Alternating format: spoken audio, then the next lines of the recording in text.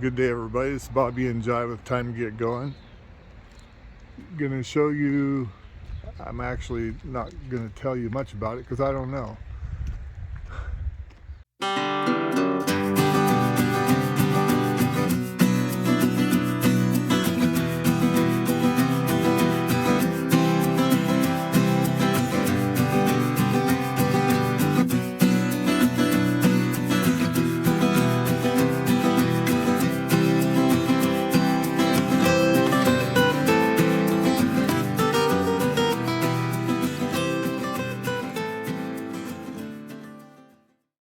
Dale, if you want to speak about this, tell about it.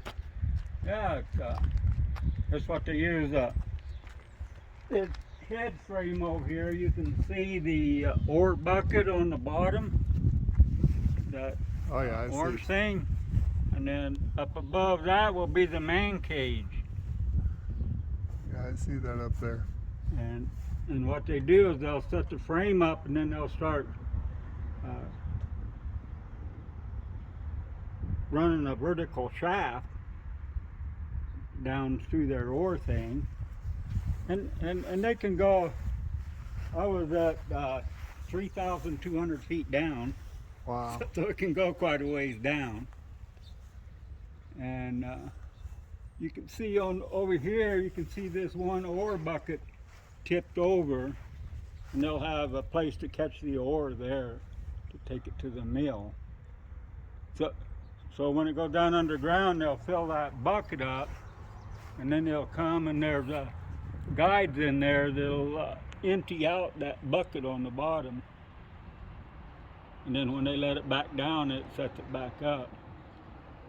Now this one was disassembled from a local mine or what? Yeah, it's over here.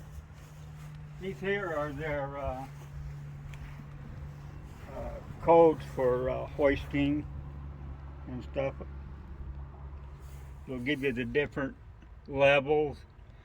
And then these bells are hoist men, lower men. And your 7 bells at any mine is always emergency. If you had emergency, you'd do the 7 bells and whatever level you was on.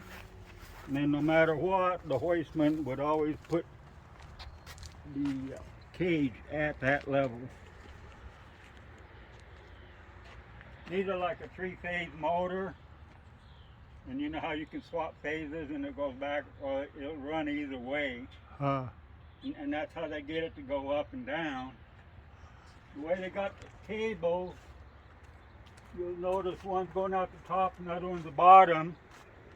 So when it's running, it'll always be lowering one and raising the other. Oh. And then you see that these are geared on there, where every wrap is a distance.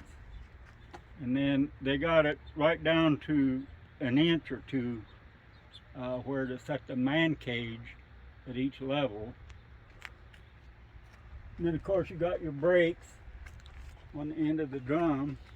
The man cage would be where somebody gets in and out of it, or where they load ore? Yeah, no, the man cage is where people get in and they lower them down to those levels. Wow. And how many feet down? Well, As much as as this much one? as I was down like 3,200 feet. Oh my goodness. And then each of the levels were like 150 feet apart. Were these things shored on the side? They have shoring to keep them from caving in, or? Yeah, your shaft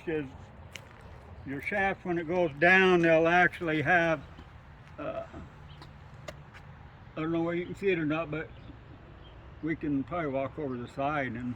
Okay, before we get there, this is a braking mechanism here?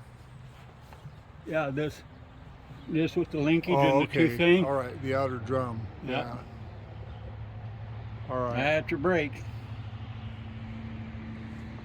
And then usually that's hooked on a pneumatic to hydraulic to run the braking system on it. Okay, now over here you were talking about? I don't know if you can see it on the side. There'll be like a 4x4. There'd be like guide rails that keeps them straight going down the shaft. Oh, I see those. And then this is like set up for a 2-hoist shaft. So it'd be like a big rectangle shaft. You'd have a center divider going down with your guide rails on both sides and then on the sides. And usually they got... Now does that car sit down on a track? Huh? It looks like it's got wheels on the bottom of it. Well, that's for the guide rails, like I said. Oh, If you okay. come over on the side, you might be able to see this square rail.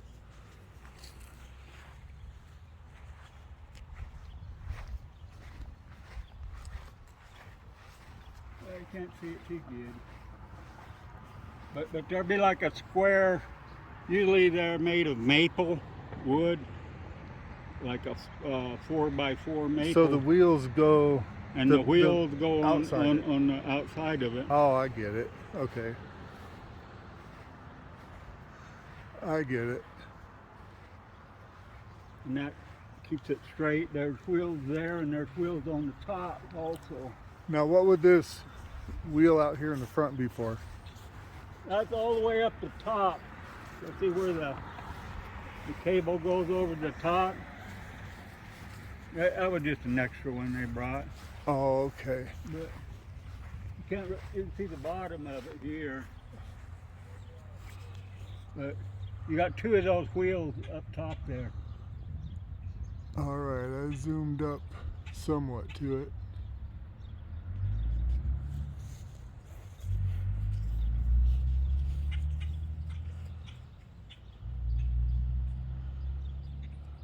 I don't know about this being that far down in the ground.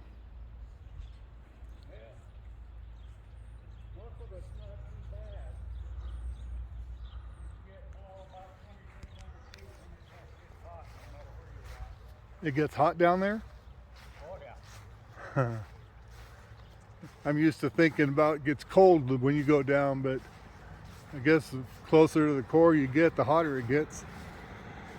You see like the little wheels on the ore bucket there, and they get in those guides, and as they're lifting it up, that's what empties it. You see Okay. that ore bucket up there in the empty position.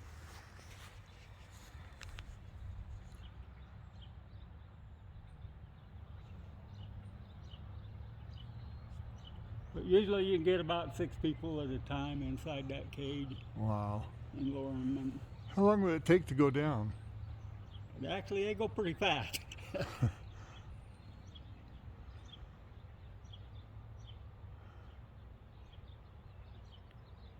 And usually if they're not hauling, well, they can't haul ore while they're hauling men. Okay, it's one or the other. So yeah. And so once you get about halfway down, it just kind of like, they kick it into neutral and let gravity do the job. Oh my. If it gets going a little fast, they'll ride their brake just a little bit to slow it down. Well, I want to thank you, Dale, for sharing this with us. This is really, really interesting. What was this called again? This is called a head frame here that goes over a vertical shaft. All right. And then that's their hoisting system back there. And what kind of mining would this be? Underground. Any kind. Any kind of underground mine?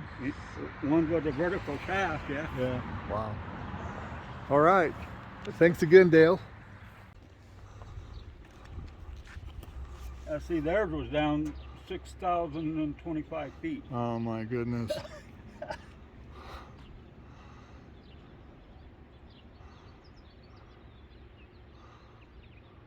Or no, that's elevation.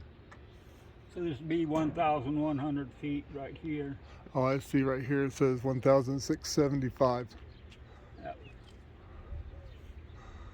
So that's not too far down. And actually 900,000 feet. It's a little cool there in the mines. They're that shallow, but. All right. Good enough. Okay, everybody, I hope you enjoyed this content. Reach down and smash the like and subscribe. Help us out if you would. This is Bobby and Jai with Time to Get Going. Out.